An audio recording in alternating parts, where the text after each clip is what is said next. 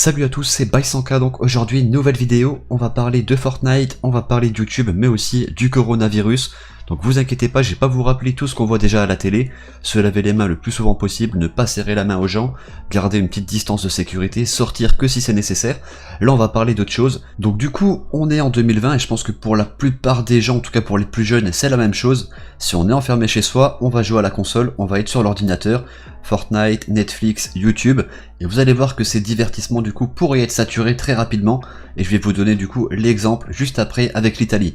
En tout cas, si ce genre de vidéo vous plaît, c'est un peu différent des vidéos Fortnite de d'habitude, n'oubliez pas de lâcher le petit like, vous abonner pour recevoir les notifs des prochaines vidéos, et un grand merci à tous ceux qui rentrent le code By100K dans la boutique pour me soutenir. Puis c'est parti, on peut commencer la vidéo. Donc du coup, j'ai trouvé un article qui résume assez bien la situation, donc ce qui pourrait se passer dans les prochains jours, en prenant l'exemple de ce qui s'est passé en Italie. Donc les opérateurs seraient prêts à réduire le débit dédié aux services et jeux dédiés au divertissement, comme par exemple YouTube, Netflix ou Fortnite, pour ne pas en arriver à ce stade et que le réseau du coup ne soit pas saturé. En Italie, depuis que le confinement a été mis en place, le trafic internet du pays a augmenté de 70%, c'est ce qui a été déclaré par Luigi, PDG de Telecom Italia. En France, la situation n'est pas encore la même. Le Premier ministre Philippe a annoncé de nouvelles mesures pour protéger la population du coronavirus, mais le confinement n'a pas encore été annoncé. Les crèches, les écoles, restaurants, collèges, lycées et universités seront fermés jusqu'à nouvel ordre, et le télétravail est fortement encouragé pour les millions de travailleurs qui ont la possibilité de travailler depuis chez eux. Ensuite, les opérateurs de télécom se préparent à une hausse inédite du trafic, comme en Italie, du coup une augmentation de 70%. Arthur Dreyfus, le président de la Fédération française de télécom, qui réunit les opérateurs français dont Orange, Bouygues, Free et SFR, le mec il a tout, déclare que les opérateurs pourraient réduire la bande passante vers les sites et services de divertissement pour privilégier le télétravail, même si les infrastructures sont dimensionnées pour absorber des pics d'activité. Donc en gros, réduire tout ce qui est divertissement, Netflix, YouTube, console par exemple, comme Fortnite, pour que tout ce qui est télétravail, tout ce qui est du coup les gens qui vont s'appeler via Skype ou maintenant par exemple Discord, il y ait une bonne qualité et qu'il n'y ait pas de soucis. Néanmoins, l'absence de certains techniciens et ingénieurs bloqués chez eux pourrait rendre compliqué la maintenance du réseau. Il y en a plein du coup pareil, peut-être des gens malades, des gens qui ne peuvent pas aller bosser, qui sont bloqués chez eux, et du coup il y a moins d'ingénieurs du coup qui sont sur le réseau. Ensuite, il annonce que tous les opérateurs télécoms ont mobilisé des milliers d'ingénieurs et de techniciens qui superviseront et entretiendront l'ensemble du réseau.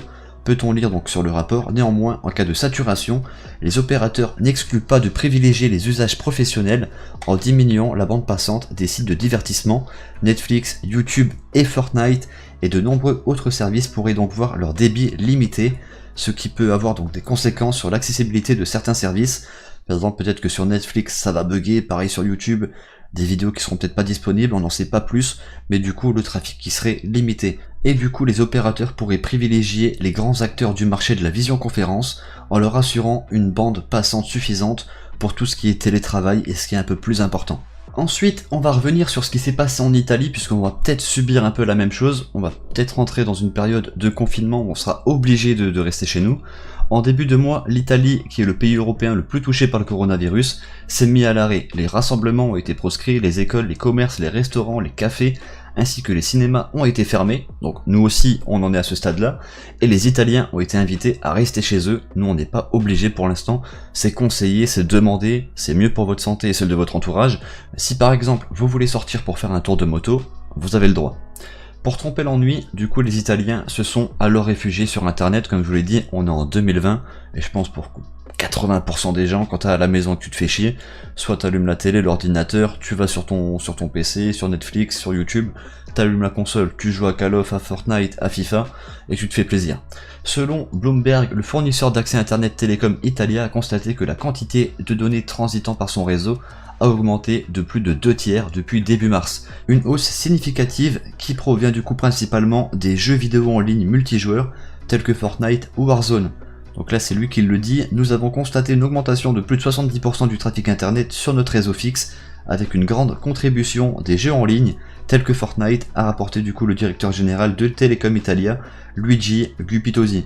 En effet, les jeux en ligne multijoueurs sont particulièrement gourmands, surtout lorsqu'il s'agit de télécharger les dernières mises à jour, et on va pas se le cacher, de nos jours sur les jeux vidéo, on a des mises à jour quand même assez souvent. Et du coup, si lors des premiers jours cette hausse avait entraîné quelques dysfonctionnements, donc à mon avis des gens qui n'ont pas pu se connecter, tout à l'heure j'ai vu aussi un message d'Xbox qui ont constaté que plein de joueurs n'arrivaient pas à se connecter, peut-être que tout le monde essaie de se connecter en même temps. Imaginez, lors des nouvelles saisons Fortnite, quand tu télécharges la mise à jour, que tu as la mise à jour, tu as mis des minutes, voire des heures pour si tu as une mauvaise connexion, à télécharger ta mise à jour et que tu peux enfin jouer, et que tout le monde essaie de se connecter en même temps et que du coup tu n'arrives pas à te connecter, imagine comment t'es dégoûté. Là c'est un peu la même chose. Et du coup au début c'était un peu le bordel, et là maintenant les problèmes semblent avoir été résolus.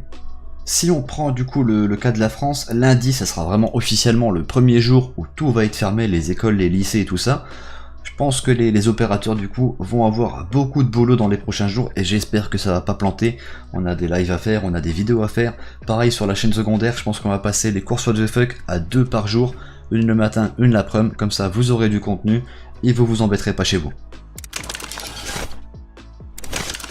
Et voilà, du coup on arrive à la fin de cette vidéo, un peu différente, mais j'espère quand même qu'elle vous a plu. N'oubliez pas le petit like qui fait plaisir si c'est le cas. Puis j'espère que du coup le réseau en France ne sera pas saturé ou il n'y aura pas de problème. On paye je pense assez cher les forfaits internet. Je pense qu'on est... Si je dis pas de conneries, je crois que les forfaits internet en France c'est parmi les plus chers en Europe. Alors il n'y a pas intérêt que ça bug. Et voilà, du coup je pense qu'on a fait le tour de la question. Je vous dis à tous bon game et ciao tout le monde.